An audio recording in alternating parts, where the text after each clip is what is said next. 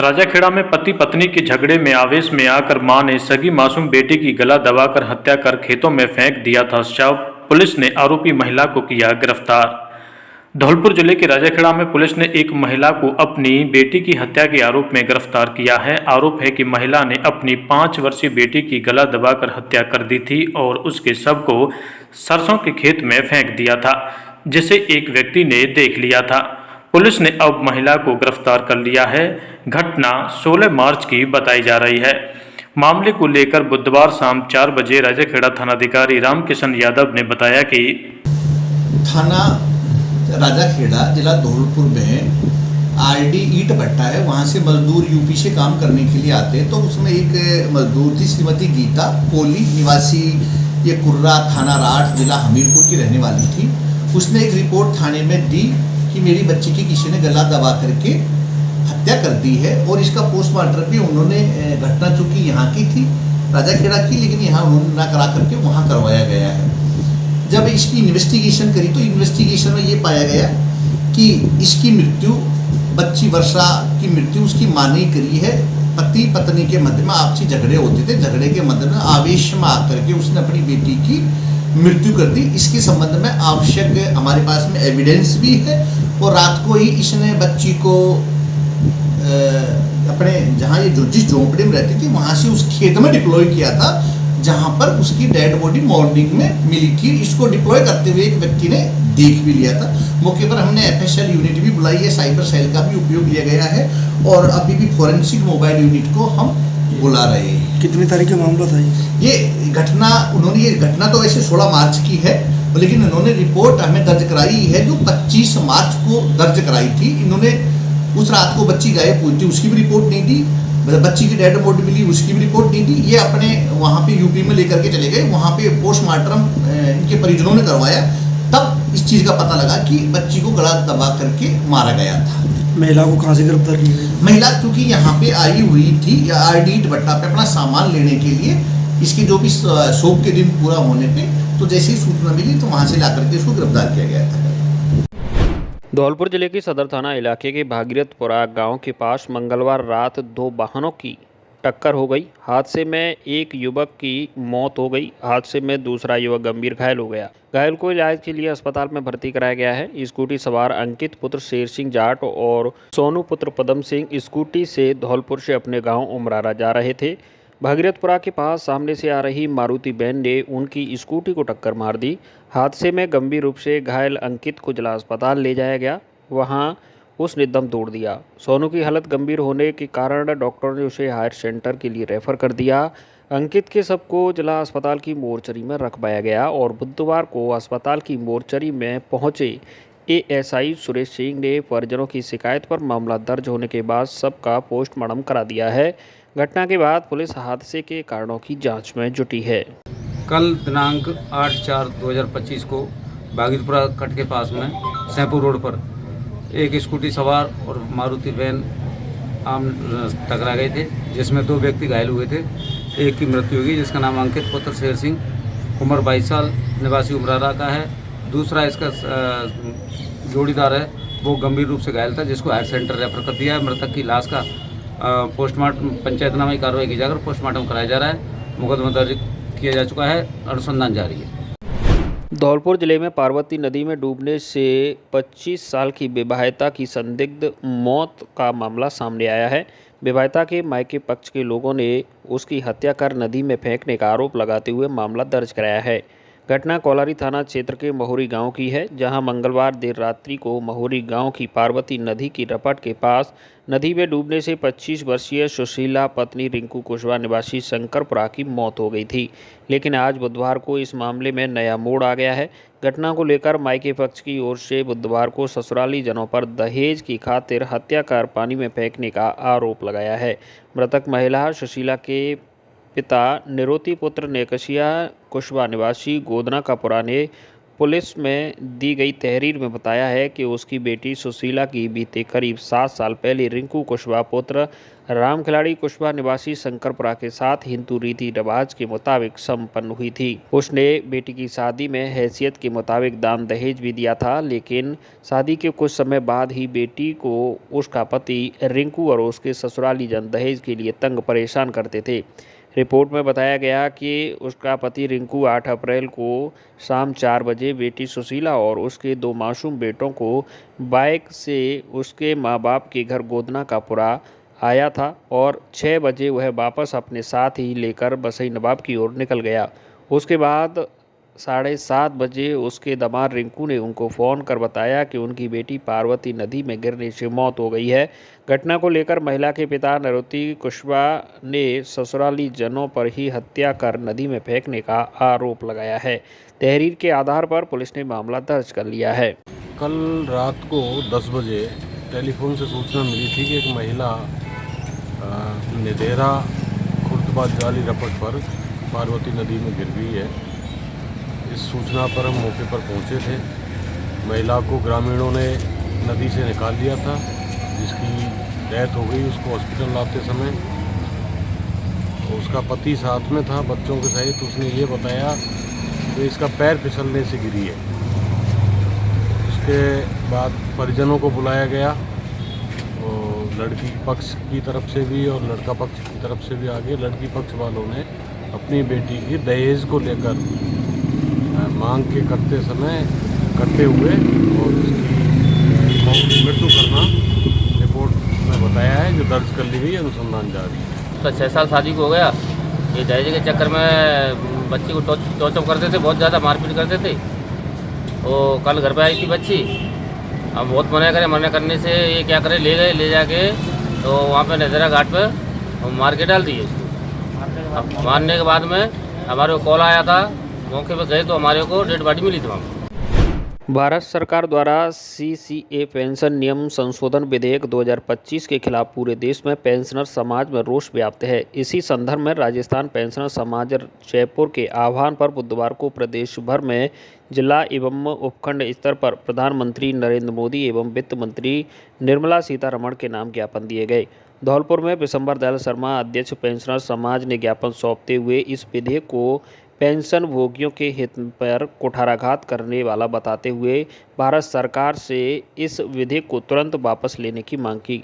Media प्रभारी सुरेश गोस्वामी ने बताया कि इस विधेयक के माध्यम से सरकार को पेंशन भोगियों के बीच अंतर स्थापित करने का अधिकार मिल गया है, जो केंद्रीय वेतन आयोग की स्वीकृति सिफारिश पर लागू हो सकता है। इस विधेयक के माध्यम से पेंशनर को 8वें वेतन आयोग के लाभ से वंचित करने और पेंशनरों को तिथि के आधार पर वर्गों में बांटकर भारत सरकार द्वारा भारतीय संविधान के अनुच्छेद 14 का उल्लंघन किया गया है, जिसका पूरे प्रदेश व देश में विरोध किया जाएगा। भारत देश की सरकार ने लोकसभा में एक विधेयक पेश किया है। उस विधेयक के अनुसार केंद्र सरकार ने यह अधिकार अपने हाथ में ले लिया है कि वो पेंशनर्स के कैटेगराइजेशन कर सकती है। उसके अंतर्गत 31 दिसंबर 2025 तक के पेंशनर अलग और 1 जनवरी 2026 से पेंशनर अलग किए जाएंगे। उससे यह संदेह पैदा हुआ है, शंका हुई है कि 8वें वेतन आयोग का लाभ शायद पहले वाले पेंशनरों को सरकार देना नहीं चाहती है। इसी तरह सरकार ने इसमें एक और प्रोविजन किया है कि इसके निर्णय के खिलाफ कोई भी कोर्ट में नहीं जा सकता, कहीं कोर्ट में सुनवाई नहीं होगी। इसमें मूलभूत अधिकारों का हनन पेंशनर्स का किया गया है। इसमें केंद्र सरकार ने यह भी अधिकार अपने पास लिया है कि पेंशनर्स की पेंशन व्यवस्था में वो कभी भी किसी प्रकार का हस्तक्षेप कर सकती है और अपनी सुविधा के अनुसार व्यवस्था कर सकती है और कोर्ट भी उसकी सुनवाई करने के लिए सक्षम नहीं होंगे। इस तरह से इस सब के विरोध में पूरे देश के अंदर ज्ञापन दिए जा रहे हैं। हमारे राजस्थान में उपखंड स्तर तक ज्ञापन दिए जा रहे हैं। जिला कलेक्टर महोदय को जिला स्तर पर, उपखंड स्तर पर उपखंड अधिकारियों को ज्ञापन देकर अपना विरोध प्रकट किया जा रहा है। अगर हमारी बात को नहीं माना गया तो आगे चल करके आंदोलन रुख अपनाना पड़ेगा पेंशनर को। करोड़ों भारतीय पेंशनर आंदोलन करने के लिए उद्यत हैं, तैयार। धौलपुर जिले की ग्राम बोरेदा के निवासियों ने पंचायत परिसीमन को लेकर विरोध जताया है। ग्रामवासियों का आरोप है कि उनकी सहमति के बिना गांव के कोटपरा पंचायत में जोड़ा गया है। ग्रामीणों ने जिला कलेक्टर को दिए गए ज्ञापन में बताया गया है कि उनके नाम का दुरुपयोग किया गया है। उन्हें मुखिया बताकर एक पत्र जारी किया गया, जिसकी उन्हें कोई जानकारी नहीं है। ग्रामीणों की पहली प्राथमिकता नगरपालिका मनिया में जुड़ने की है, दूसरा विकल्प पंचायत बिचौला में शामिल होने का है। इसके पीछे की वजह दूरी है। कोटपुरा पंचायत गांव से 8 किलोमीटर दूर है, जबकि मनिया मात्र 2 किलोमीटर और बिचौला केवल 500 मीटर की दूरी पर है। धौलपुर शहर की नियालगंज थाना पुलिस ने कार्रवाई करते हुए वकील से मारपीट के प्रकरण में वांछित 5 आरोपियों को गिरफ्तार किया है, जिनके द्वारा घर जाते समय वकील के साथ मारपीट की गई थी। थाना प्रभारी प्रविंदर रावत ने बताया कि 22 मार्च को वकील उपेंद्र शर्मा पुत्र जगन्नाथ शर्मा निवासी शास्त्र नगर थाना कोलारी के साथ कुछ अज्ञात व्यक्तियों ने मारपीट की थी, जिस घटना में लेकर एडवोकेट उपेंद्र शर्मा ने रिपोर्ट दर्ज कराई थी। आरोपियों की गिरफ्तारी के लिए पुलिस अलग अलग टीम गठित की गई एवं शहर के करीब 150 सीसीटीवी कैमरों के फुटेजों को देखा गया एवं आसूचना संकलन कर आरोपियों को चिन्हित किया गया। थाना प्रभारी ने बताया कि मामले में कार्रवाई करते हुए वांछित आरोपी मनीष लोधा पुत्र अमर सिंह लोधा निवासी शास्त्र नगर थाना कोलारी, मोनू त्यागी पुत्र थान सिंह त्यागी निवासी राजपुर थाना कोलारी, हाल निवासी कैलाश बिहार कॉलोनी ओडेला रोड धौलपुर, सचिन कुमार पुत्र दिनेश चंद निवासी चितौरा थाना कोलारी, हाल निवासी भद्रकाली माता के मंदिर पीछे ओडेला रोड धौलपुर, भोलू शर्मा उर्फ हिमेश शर्मा पुत्र गुरेलाल निवासी लालपुर थाना दिहोली, हाल निवासी भद्रकाली माता के पीछे ओडेला रोड धौलपुर और सूरज पुत्र केशव ठाकुर निवासी नागर थाना राजाखेड़ा जिला धौलपुर को ओडेला रोड से गिरफ्तार किया गया। हेलो धौलपुर, नया एकेडमिक ईयर शुरू हो चुका है और इमैनुअल स्कूल्स के एडमिशन प्रोसेसेस भी। अप्रैल 1 से आप अपने बच्चों को इमैनुअल परिवार के साथ जोड़ सकते हैं। इमैनुअल 37 ईयर से धौलपुर में एक्सीलेंट एजुकेशन को प्रोवाइड करता है। हम ना ही केवल एकेडमिक एक्सेलेंस को देखते हैं, पर हॉलिस्टिक और ओवरऑल डेवलपमेंट में बच्चों को, आपके बच्चों को बेस्ट तरीके से नर्चर करने की कोशिश करते हैं। Extracurricular activities, faculties, state of art facilities such as libraries, best classroom, smart TVs, auditoriums etcetera हमारे करिकुलम में इंक्लूड होता है। इसमें हम स्पोर्ट्स और अन्य चीजों को भी हम प्रायोरिटाइज करते हैं। यस, आपने सुना ही होगा कि एकेडमिक्स में हमारा स्कूल काफी ज्यादा आपके बच्चों पे ध्यान देता है। साथ ही में हम बाकी सभी क्वालिटीज को नर्चर करने की कोशिश करते हैं। साथ ही में मॉरल एजुकेशन, जो हमारा मेन मोटिव है कि इमैनुअल मिशन स्कूल हमेशा एक गुड सिटीजन्स को तैयार करे, हम उन सारे बातों को भी ध्यान में रखते हैं। मैं आप सबका स्वागत करती हूँ इमैनुअल मिशन स्कूल में। अधिक जानकारी के लिए नीचे दिए गए नंबर पर आप कांटेक्ट कर सकते हैं या फिर अपॉइंटमेंट्स के लिए आप सुबह 9 बजे से 1 बजे तक स्कूल ऑफिस में भी जा सकते हैं। एडमिशन प्रोसेसेस शुरू हो गई हैं, जल्दी अपने सीट्स को एनरोल कीजिए। धौलपुर ड्रीम्स की बैठक आज आयोजित हुई। बैठक में धौलपुर के पर्यटन को बढ़ावा देने के लिए कई अहम निर्णय लिए गए। संस्था ने धौलपुर स्थापना दिवस पर शहर के पर्यटन स्थलों पर एक विशेष पुस्तिका का विमोचन करने का निर्णय लिया है। साथ ही एक शाम धौलपुर के नाम शीर्षक से कवि सम्मेलन का आयोजन भी किया जाएगा। समाज सेवी गौरव गर्ग ने बताया कि ऐतिहासिक और धार्मिक धरोहर को अनूठा बताया। उन्होंने कहा कि इन स्थलों को बढ़ावा देकर पर्यटन को विकसित किया जा सकता है। संजय शर्मा ने बताया कि यह पर्यटन पुस्तिका स्कूली बच्चों और आम लोगों में वितरित की जाएगी। इससे लोगों को स्थानीय पर्यटन स्थलों के महत्व की जानकारी मिलेगी। मुबीन खान फारूकी ने धौलपुर को हिंदू मुस्लिम एकता का प्रतीक बताया। उन्होंने कहा कि कवि सम्मेलन के माध्यम से लोगों को जोड़ा जाएगा, इससे धौलपुर के प्रति सकारात्मक सोच विकसित होगी। बैठक में मनोज सिंघल, अनिल मिश्रा, डॉक्टर विनोद गर्ग, रजत मित्तल, रईस फारूकी और असलम खान सहित कई सदस्य मौजूद रहे। धौलपुर ड्रीम्स की मीटिंग मंजरी फाउंडेशन के ऑफिस में रखी गई। इस मीटिंग में उपस्थित सभी सदस्यों ने अपने अपने विचार रखे। इस मीटिंग में मुख्य रूप से तय हुआ कि धौलपुर के पर्यटन पर जो पुस्तिका बनवाई जा रही है, उस पुस्तिका का कार्य थोड़ा जल्दी करवाया जाए, जिससे धौलपुर स्थापना दिवस के मौके पर या उससे पहले दिन इस पुस्तिका का विमोचन हो सके। इसी प्रकार जो कवि सम्मेलन तथा मुशायरा करने का विचार चल रहा है, उसका क्रियान्वयन भी जल्द से जल्द कराने पर जोर दिया गया। धौलपुर जिले के महिला एवं बाल विकास विभाग द्वारा आयोजित किए जा रहे पोषण पखवाड़े में धौलपुर शहर के पोषण रैली व संवाद का आयोजन किया गया। रैली को सीडीपीओ कार्यालय के विभाग के उप निदेशक धीरेन्द्र सिंह ने हरी झंडी दिखाकर रवाना किया। उन्होंने कहा कि आंगनबाड़ी कार्यकर्ता ग्राम स्तर पर पोषण और स्वास्थ्य की महत्वपूर्ण कड़ी है। अब आवश्यकता इस बात की है कि हम गृह भ्रमण के दौरान जन जन तक पोषण अभियान के संदेश को पहुंचाएं। साथ ही उक्त पखवाड़े के दौरान बच्चों को ठीक प्रकार से वजन व ऊंचाई को लेकर पोषण ट्रैकर पर सही प्रविष्टि करें। प्रत्येक माता और बच्चे को विभागीय सेवाओं का लाभ सुनिश्चित करें। इस अवसर पर शहरी क्षेत्र की आंगनबाड़ी कार्यकर्ताओं द्वारा सीडीपीओ कार्यालय में पोषण रंगोली बनाई गई। 8 अप्रैल से और 22 अप्रैल तक पोषण पखवाड़ा मनाया जाएगा, जिसमें विभाग के अनुसार कैलेंडर है, प्रति दिन अलग अलग गतिविधियां कराई जाएंगी। मुख्य फोकस जो रहेगा, जो गर्भावस्था से लेके 2 साल तक के जब बच्चे होते हैं तो 1000 जो दिन होते हैं वो कितने महत्वपूर्ण हैं अपने बच्चों के सर्वांगीण और शारीरिक और मानसिक विकास के लिए, उस पर फोकस रहेगा। और इस बार जो पोषण ट्रैकर ऐप है, जिसमें बच्चों के पोषण से संबंधित सारी जानकारियाँ आंगनवाड़ी कार्यकर्ताओं द्वारा, फील्ड स्टाफ द्वारा भरी जाती है ट्रैकिंग करके, उस पे लाभार्थी मॉड्यूल को भी इसमें इंक्लूड किया गया है। मतलब कोई भी जो लाभार्थी है, पात्र है अपने ग्रामीण क्षेत्र में या शहरी क्षेत्र में, जो 0 से 6 साल के बच्चे हैं, गर्भवती महिला है, दात्री महिला है, वो खुद अपने स्वयं अपने मोबाइल से और इस पे अपना रजिस्ट्रेशन कर सकती है और सारी जानकारी प्राप्त कर सकती है कि किस तरह से कब कब पोषण आहार आएगा, कब कब किसको बढ़ चुका है और कितने हमारे आंगनबाड़ी केंद्र पे क्या सुविधाएं हैं, सारी चीज़ें उसमें बताई जाएगी। इससे कौन कौन लोग और कितने लोग प्रभावित होंगे? इसमें हमारे लाभार्थियों की संख्या 85,000 जो लाभार्थी हैं, उनमें 0 से 6 साल तक के बच्चे हैं, गर्भवती महिलाएं और धात्री महिलाएं, और यहाँ पे लगभग 12-13 हज़ार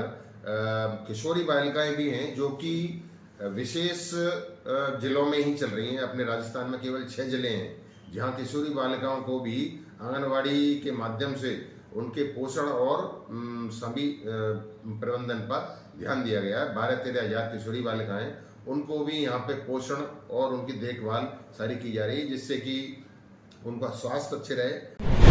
धौलपुर जिले में मुख्यमंत्री भजनलाल शर्मा की मंशा के अनुरूप अवैध खनन को रोकने के लिए अब खनन विभाग के साथ पुलिस, परिवहन, राजस्व और वन विभाग के अधिकारी संयुक्त टीम बनाकर सख्त कार्रवाई करेंगे। जिला कलेक्टर श्रीनिधि बीटी ने जिले में अवैध खनन पर प्रभावी कार्रवाई सुनिश्चित करने के लिए सभी अधिकारियों को निर्देशित करते हुए कहा है कि अवैध खनन निर्गमन पर चौकस निगरानी रखकर निरोधात्मक कार्रवाई सुनिश्चित करें। उन्होंने कहा कि जिले में अवैध खनन किसी भी सूरत में बर्दाश्त नहीं किया जाएगा। महत्वपूर्ण निर्गमन स्थानों पर चेक पॉइंट्स स्थापित करें। उन्होंने खान विभाग को गैर वन क्षेत्र में कार्रवाई करने, वन विभाग को वन क्षेत्र में निगरानी बढ़ाने और खातेदारी भूमि के अवैध खनन गतिविधियों में उपयोग पाए जाने पर राजस्व विभाग को कड़ी कार्रवाई के निर्देश दिए।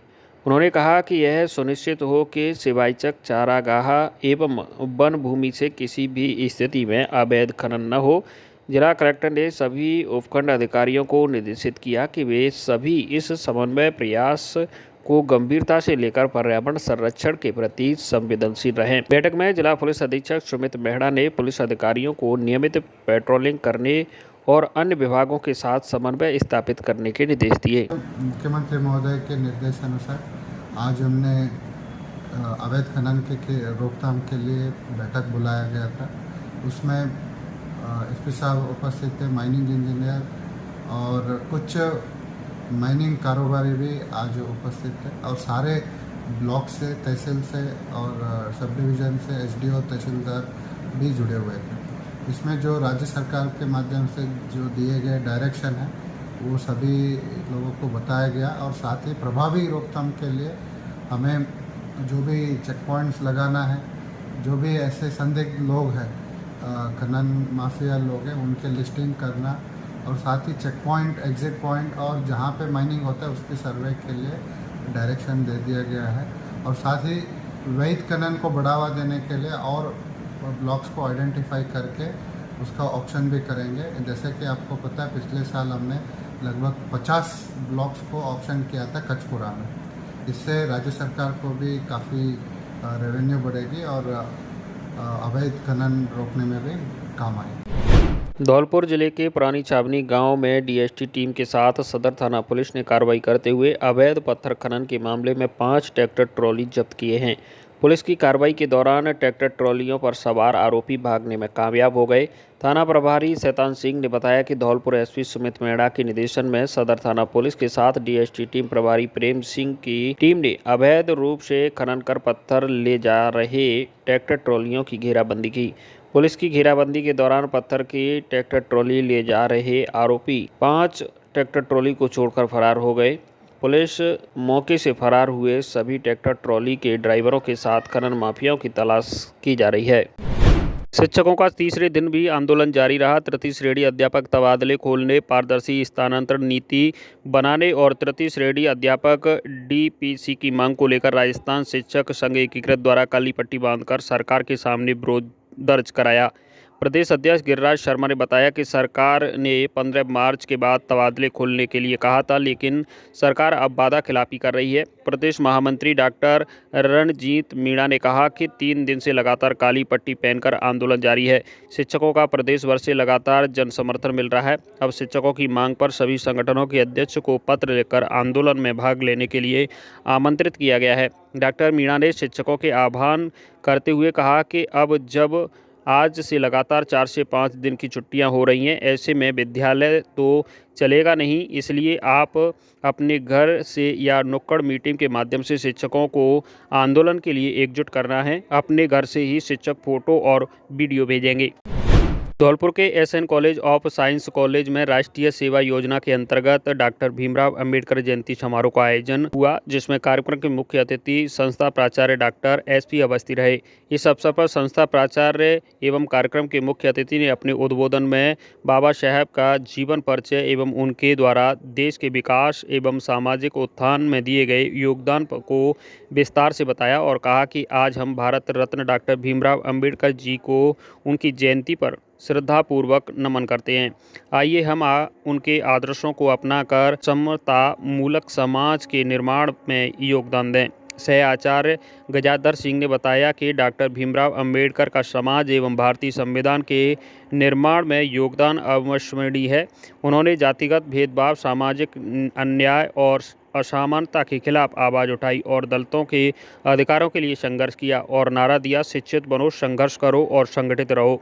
सह आचार्य विनोद परिहार ने डॉक्टर अंबेडकर के जीवन चरित्र पर प्रकाश डालते हुए उनके समतामूलक विचार एवं जाति विहीन समाज की परिकल्पना के विषय में बताया। इस अवसर पर आयोजित भाषण प्रतियोगिता में विभिन्न छात्र छात्राओं ने भाग लिया। झालावाड़ जिले के खेल संकुल में बुधवार को पूर्व सीएम वसुंधरा राजे ने उनकी माता विजया राधे सिंधिया की मूर्ति का अनावरण किया। इस दौरान खेल संकुल में लगी फोटो गैलरी को निहारकर पुरानी यादों को ताज़ा किया गया। खेल संकुल में लगी रणजी मैच की तस्वीरों को देखकर पूर्व मुख्यमंत्री पुरानी यादों को याद करती नजर आईं। साथ में उनके पुत्र सांसद दुष्यंत सिंह भी थे। इस मौके पर भानपुरा पीठ के शंकराचार्य भी मौजूद थे। झालावाड़ में बना खेल संकुल आधुनिक खेल परिसर है। इसे राजस्थान सरकार ने युवाओं को बेहतर खेल सुविधाएं प्रदान करने के उद्देश्य विकसित किया है। इस संकुल का निर्णय खेलो इंडिया अभियान के तहत किया गया है। इसका मकसद ग्रामीण और कस्बाई इलाके में छुपी प्रतिभाओं को लाने का है। आरएएस अधिकारी ज्योत्सना खेड़ा और राजस्थान वन सेवा के अधिकारी योगेश वर्मा ने बिना किसी दिखावे के बेहद सादगी से शादी कर समाज को एक सकारात्मक और प्रेरणात्मक संदेश दिया है।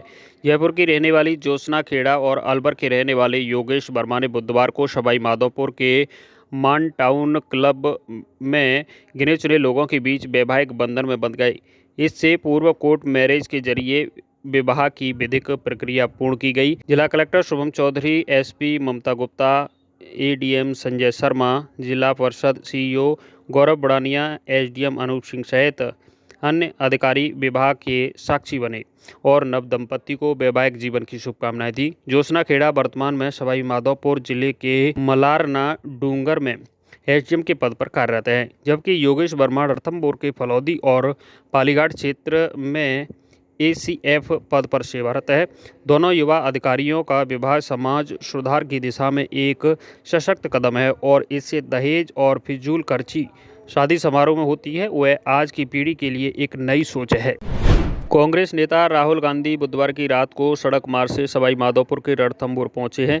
कड़ी सुरक्षा व्यवस्था के बीच राहुल गांधी सड़क मार्ग से रणथंभौर के होटल शेर बाग पहुंचे, जहां राजस्थानी परंपरा में राहुल गांधी का भव्य स्वागत किया गया। राहुल गांधी रात्रि विश्राम कर गुरुवार को रणथंभौर नेशनल पार्क का भ्रमण कर सकते हैं।